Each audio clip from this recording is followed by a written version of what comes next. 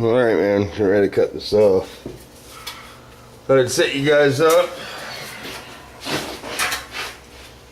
Got a little line marked there. That's about where I'm gonna cut it. Somewhere in there. This is double paneled. Mess on this side. Somebody's got it doubled. So we're gonna cut it, see what we got. So we're using the Makita.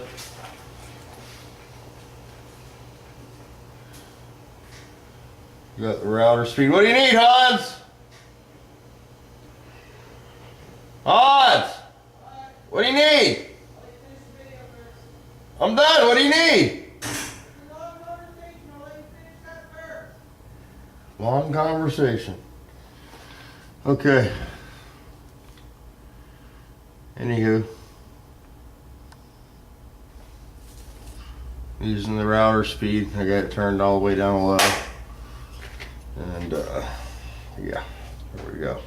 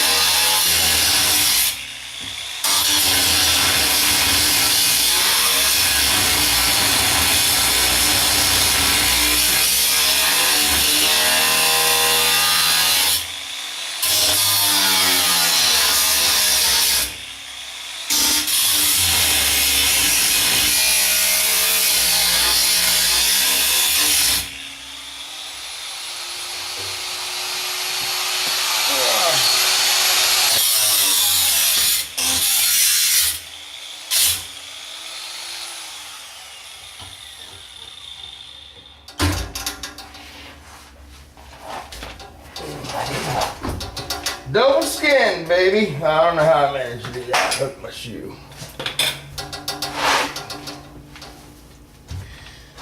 Okay, let's see here.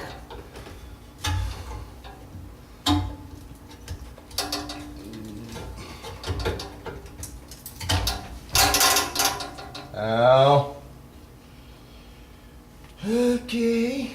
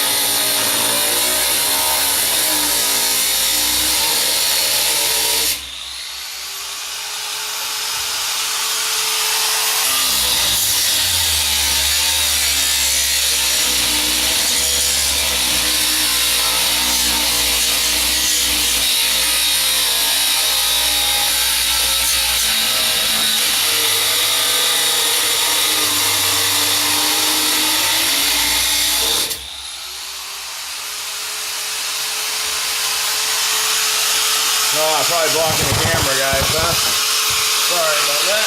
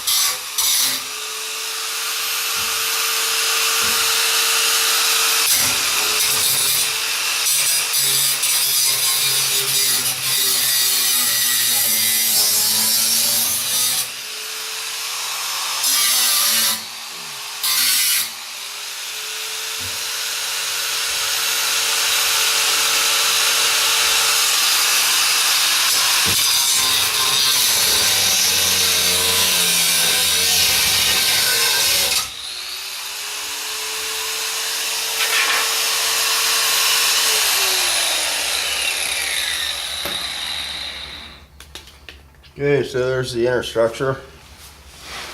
Oh yeah.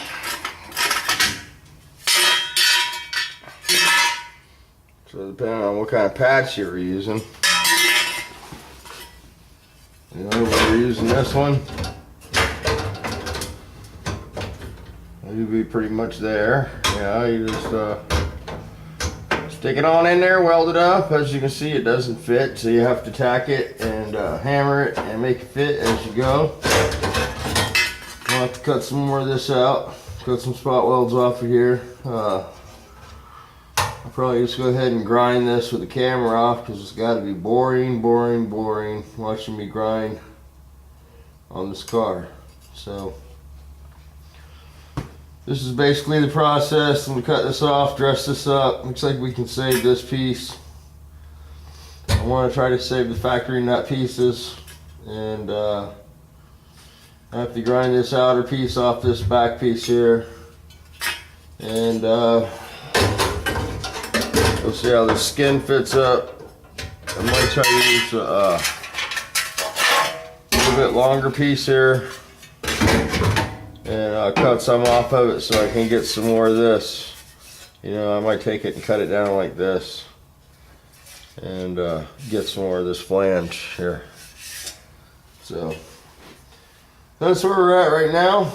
Again, these were sort of on the crappy in the hinge area where the door has to sit, so I really wasn't too keen on these. And looking at them, I mean, they're just they're terrible. They're terrible.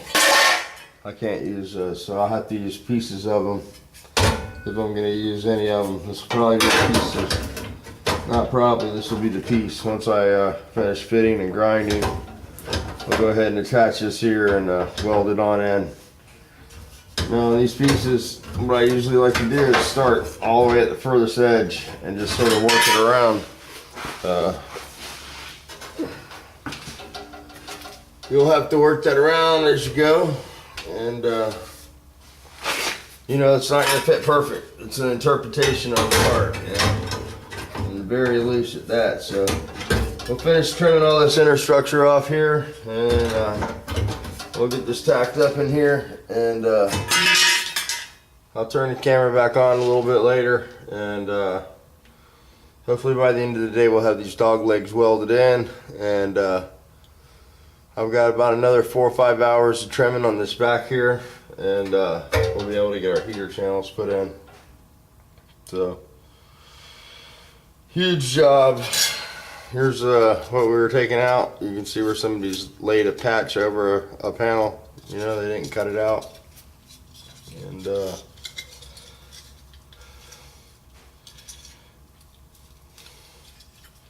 I guess if you have to do that, you can, but you can see all the rust. It's just collecting in there, and not a very nice patch. So yeah, this is why we're rebuilding the bottoms. You know, we got like 3 pieces there put together. So that's where we're at on that. This is what we're working on today. And like I said, I'll go upload this, and well, I'll go just look at it, see if it's worth uploading, because it's a bunch of grinding. Come back out here, I need a drink. I'm gonna grind this off, this back plate, and I want to try to keep as much of this original backing plate as I can, because this is much the quality of the steel is much better, and if I can tie this aftermarket piece into the factory piece, it's going to be a much stronger repair. So that's where we're at. That's what we're doing, and yeah, let me get this out of here. Oh.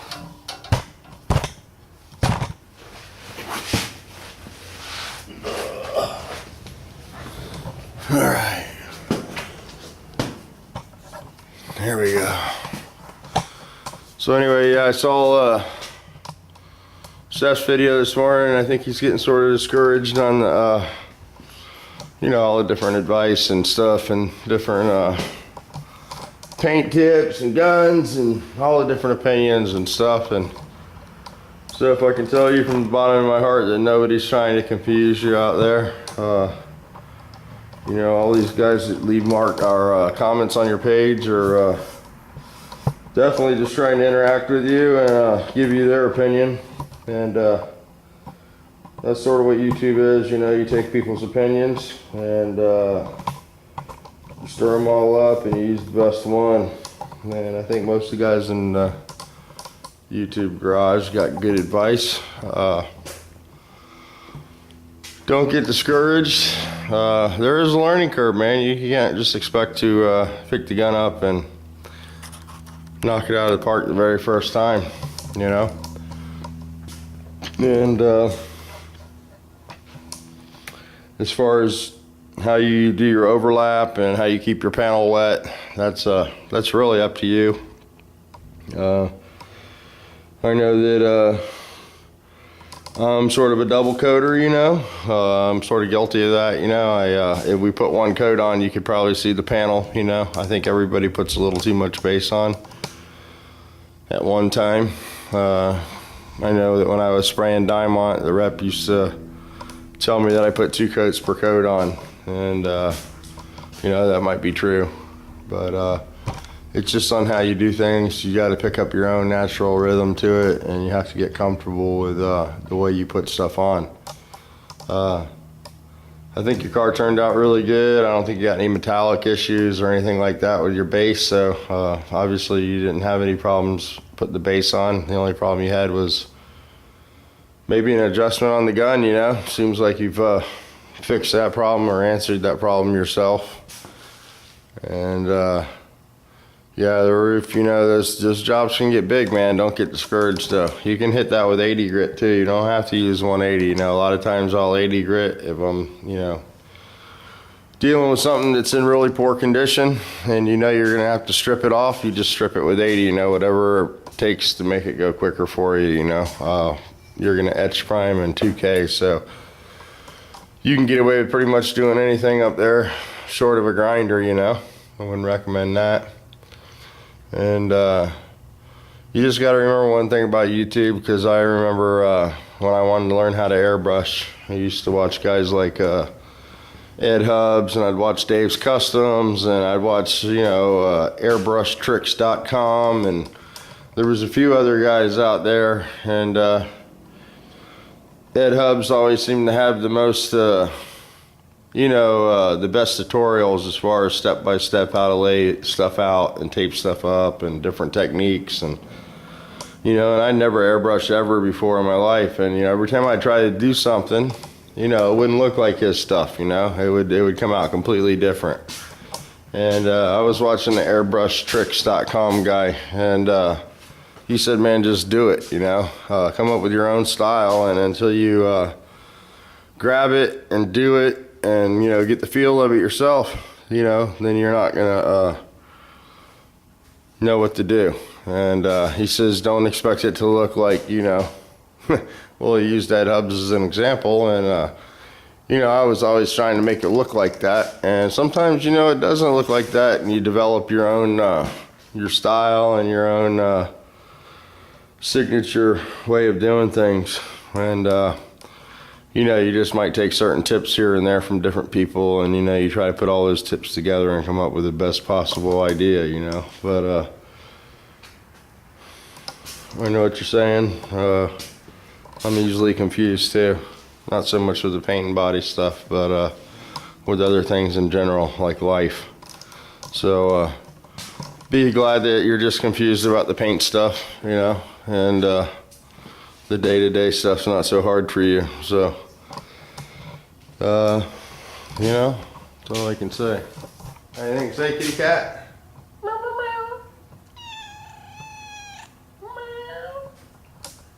Pretty kitty. All right, Seth, so hold your head up, man. Don't get discouraged, and I'll give you a call tonight after work. Hopefully everything's okay with you, and I'll talk to you tonight and see what's going on. And, so that's where we're at with that. And any of you guys that watch Seth's channel, you know, I know that me and Seth been talking back and forth, sort of like our own personal channel there, and I want to apologize. You know, I think it's a lot of my fault because I'm not able to communicate with Seth or via email. I'm not an emailer. I can't respond that way. So either I respond by making a video or talking to Seth on a video, and I realized, you know, after watching his program every morning that, you know, he does talk to me quite a bit, and I apologize for that, guys. And hopefully me and Seth can talk on the phone more, and he won't have to communicate through his video to me, and all that good stuff. So So that's where that's at, and I just wanted to mention that. And so Seth, keep your head up. Let me go see what's going on inside, because I got little girls pounding at the door here.